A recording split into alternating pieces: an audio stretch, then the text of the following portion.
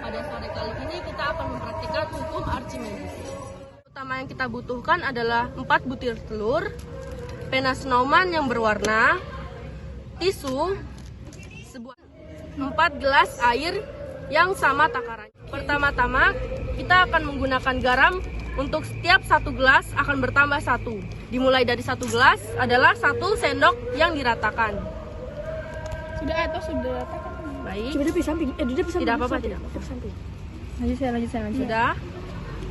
1 sendok untuk 1 gelas. Selanjutnya, cuci sendok yang sudah dipakai agar tidak terkontaminasi pada air lain. Gelas kedua akan bertambah 1 sendok garam untuk setiap gelas. Sudah buat masak, 1 sendok ya. Tambah lagi. Tidak perlu dicuci juga, sepertinya tidak apa-apa ya, karena 1 gelas yang sama. Bisa dilihat ini 2 sendok untuk takaran gelas kedua. Setelah itu kita cuci sendok yang sudah kita gunakan agar tidak terkontaminasi pada gelas lainnya. Untuk gelas yang ketiga, gunakan 3 takaran sendok. Nanti sudah puputnya, tidak usah terlalu itu. Ini sendok pertama.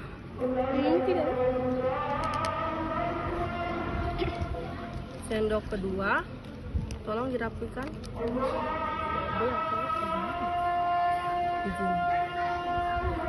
Dan ini takaran sendok terakhir 3. Bisa dilihat warnanya berbeda untuk setiap tingkatan kadar garam yang ada pada gelas. Pertama, tidak menggunakan garam, ini air murni. Kita akan coba celupkan telur di dalam gelas yang tidak ada kandungan garamnya. Bisa dilihat dia tenggelam. Untuk gelas ketiga dengan takaran 2 sendok garam, kita akan celupkan. Dan bisa dilihat telur yang ada di dalam gelas mengapung. Ini telur yang keempat.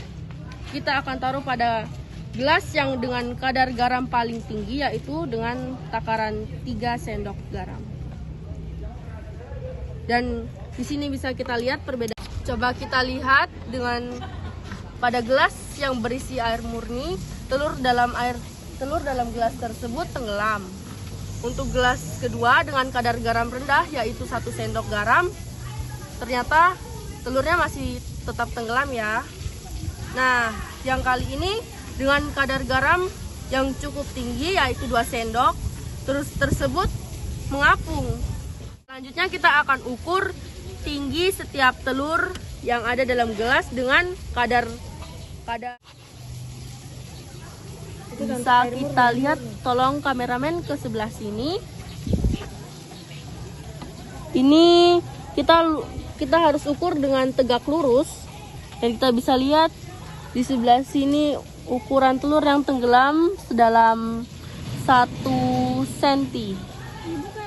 Lanjut kita lap agar steril. Lanjut pada gelas.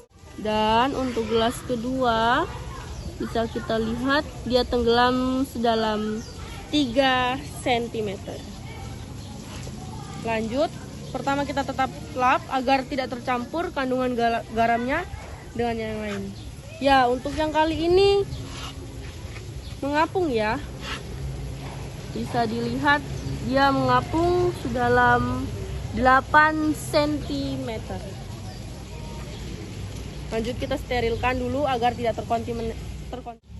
Kita sterilkan dulu penggaris yang kita gunakan untuk mengukur gelas ketiga tadi agar garamnya tidak tercampur pada gelas yang terakhir.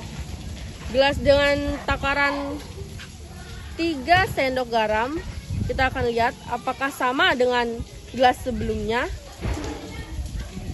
Ternyata telur ini melayang 8,5 cm. Kita lihat dengan pada gelas yang berisi air murni, telur dalam gelas tersebut tenggelam. Untuk gelas kedua dengan kadar garam rendah, yaitu 1 sendok garam, ternyata telurnya masih tetap tenggelam ya. Nah, yang kali ini dengan kadar garam yang cukup tinggi, yaitu 2 sendok, terus tersebut mengapung. Bisa kita lihat penambahan garam akan merubah massa jenis air menjadi semakin besar. Nah, bisa kita lihat di sini dengan air dengan kadar garam tingkatan tertentu bisa membuat telur tersebut antara mengapung atau tidak mengapung. Nah, itu dia praktek hukum Archimedes yang telah kita praktekkan. Terima kasih untuk teman-teman yang sudah menonton, dan terima kasih juga untuk teman-teman yang sudah mau bekerja sama untuk melakukan praktek ini. Bila ada kesalahan itu murni dari kami, dan bila ada kebenaran itu dari Tuhan semata. Wassalamualaikum warahmatullahi wabarakatuh. Selamat.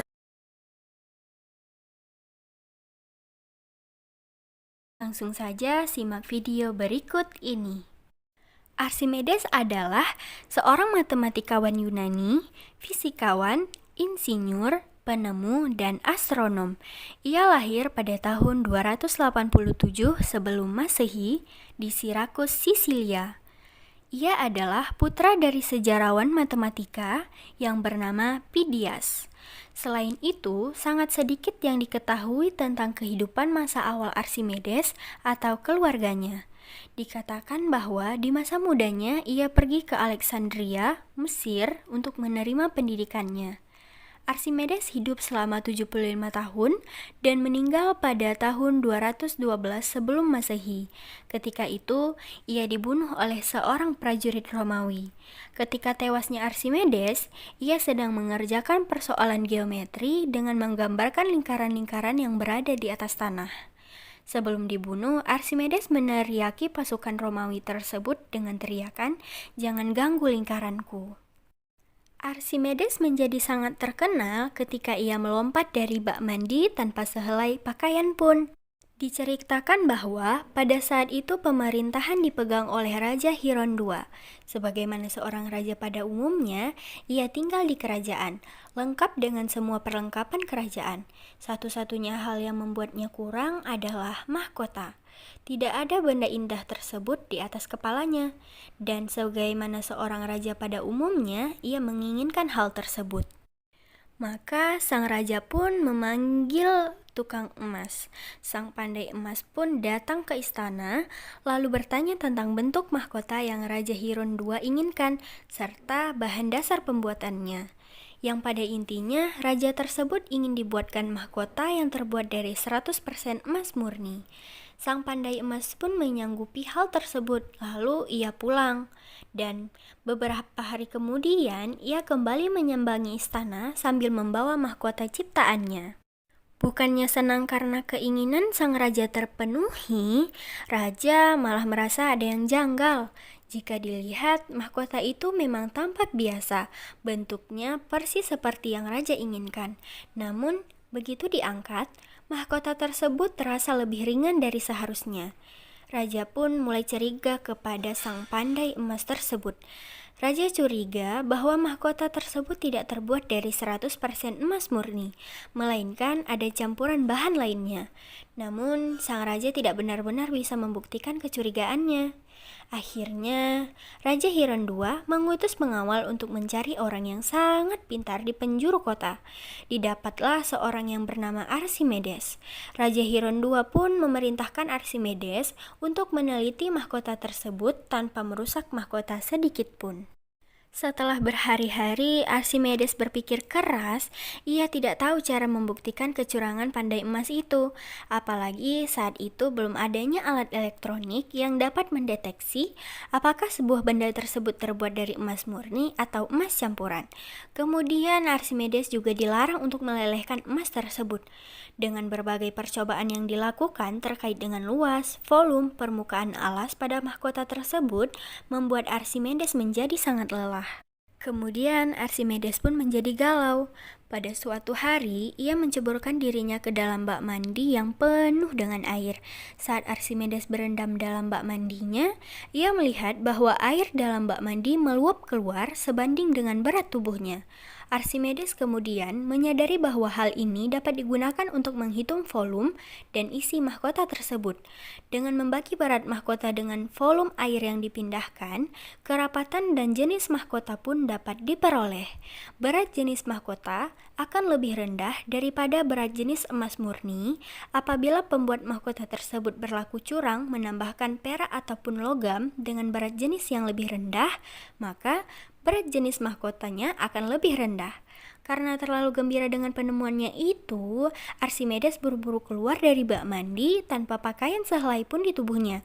Ia berlari ke jalan sambil berteriak, "Eureka!" yang berarti sudah ditemukan.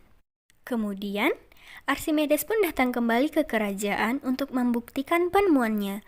Di depan sang raja, Archimedes menimbang emas murni seberat mahkota raja, jadi besarnya sama antara mahkota dan emas murni. Kemudian, emas murni dimasukkan ke dalam wadah berisi air. Air pun meluap dan ditampung oleh wadah lain yang lebih besar lagi. Kemudian, ia mencelupkan juga mahkota ke wadah yang kedua yang juga penuh dengan air. Kedua wadah tersebut berukuran sama. Ternyata, air yang meluap dari wadah kedua itu lebih banyak daripada wadah yang sebelumnya. Dari kejadian ini, Archimedes tahu bahwa mahkota raja tidak terbuat dari emas murni sepenuhnya. Dan akhirnya, si pembuat mahkota pun dihukum mati. Maka, dari kejadian inilah berlaku prinsip Archimedes, yaitu bahwa gaya apung ke atas yang diberikan pada benda yang direndam dalam cairan, baik yang terendam seluruhnya atau sebagian, sama dengan berat cairan yang dipindahkan benda tersebut dan bekerja dalam arah ke atas di pusat massa dari cairan yang dipindahkan. Perhatikan cuplikan video berikut ini. Pada percobaan yang pertama, ketika batu dicelupkan ke dalam air, batu tersebut akan tenggelam, dikarenakan massa jenis air lebih kecil daripada batu tersebut. Pada percobaan yang kedua, telur dicelupkan ke dalam air, maka telur tersebut akan melayang, dikarenakan massa jenis air sama dengan massa jenis telur sehingga telur akan melayang. Pada percobaan yang ketiga, kayu yang dicelupkan ke dalam air, maka kayu tersebut akan mengapung dikarenakan massa jenis air lebih besar daripada massa jenis benda, sehingga membuat benda tersebut mengapung.